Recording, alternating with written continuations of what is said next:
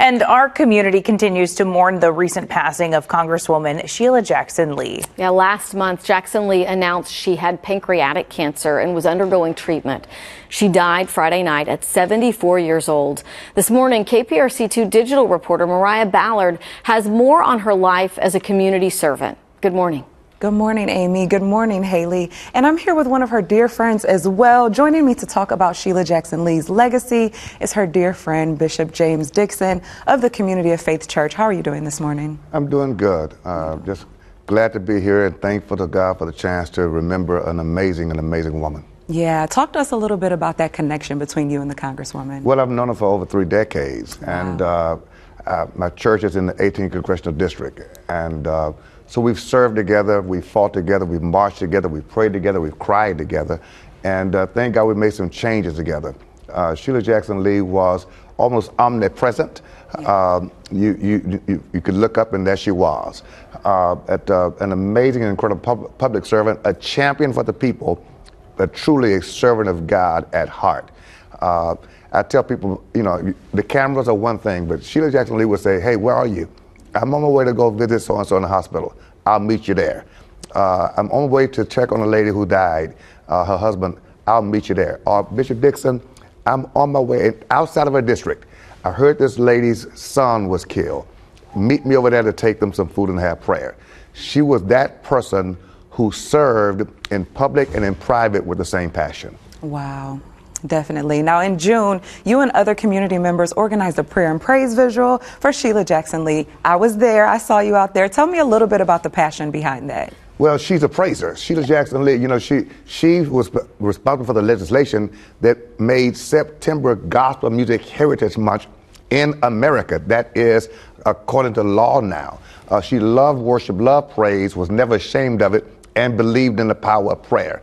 So it was an honor for all of us collaboratively, friends of Sheila, to put forth this special event to encourage and inspire her. And of course, you know, it was the energy in the place. It was so diverse: black, white, brown, Asian, Protestant, Catholic, young, every generation, old. We all came together and to feel the love in the place, which was symbolic of the heart of Sheila. It was. I will never forget it. Wow. Now we're looking on the screen now. We see pictures of you and Sheila Jackson Lee out there in the field doing what you do best. Overall, what do you think the future of the 18th District will look like? Well, I tell you what, the legacy of Sheila Jackson Lee will live on. And like she stood on the shoulders of Barbara Jordan and Mickey Leland and Craig Washington, someone will now have the challenge of standing on her shoulders and carrying this vision forth with the same vigor and passion.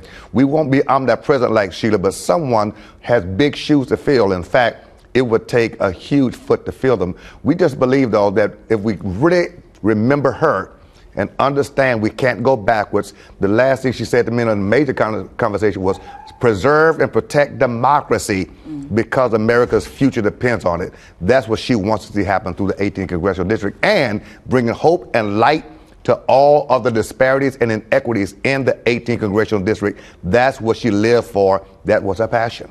Now we have to ask, you said big shoes to fill. I don't know. What are you thinking about now? We're hearing the rumor mill that this might be a seat with your name on it. Tell us a little bit about that, if you could. Well, you know, in respect to the family, I've just been really prayerful for the future of the seat. But more, I've been grieving and praying for Erica and Jason, and for Erica's children, and for my friend Dr. Elwin Lee. This is the loss of a family member to me, so it's hard to really focus as much on, you know, what that might be. I'm encouraged by all the people who are calling me.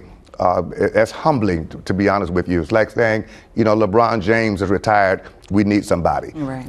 But quite truthfully, we do now know we have a calling. All of us are servants, and whoever fills that seat needs to have a heart to serve, not just to shine. A heart to serve, not just to shine. That's what Sheila Jackson Lee was, and that's what that seat needs. Yeah, and first and foremost, we definitely want to give our respects and our condolences to the family. Now, we lost a major political figure in Texas, Sheila Jackson Lee. Now, we're talking about hope. We're talking about Kamala Harris. She could be the first black woman and Asian American to lead a major party ticket. What are your overall thoughts on the future of politics? I'm excited about it. I think we're in a season of transition, and the monumental cataclysmic change. I talked to her pastor yesterday, who's a friend of mine, Dr. Amos Brown, and he said, you know, we're praying for our daughter. I think that we need to embrace Kamala Harris. She is the personification of what the future looks like. And I think that America has a chance now to prove that we've come farther than we thought. You know, there's so much division surrounding this whole election season. I think she's a uniter. And this should be a time for all Americans who believe in democracy and believe in our republic to come together, black, white, brown, even Republican, because what she's running against is not the traditional Republican Party. She's running against a radical extremist movement that's not traditional Republican. I think we're going to see a form of unity and a force of unity like we've never seen. To save democracy is what it's going to take to save America. I think Kamala is the person to lead us there. Thank you, Bishop James Dixon of the Community of Faith Church. Thank you for joining us today. Amy? Thank you. All right. Thank you, Mariah. Thank you.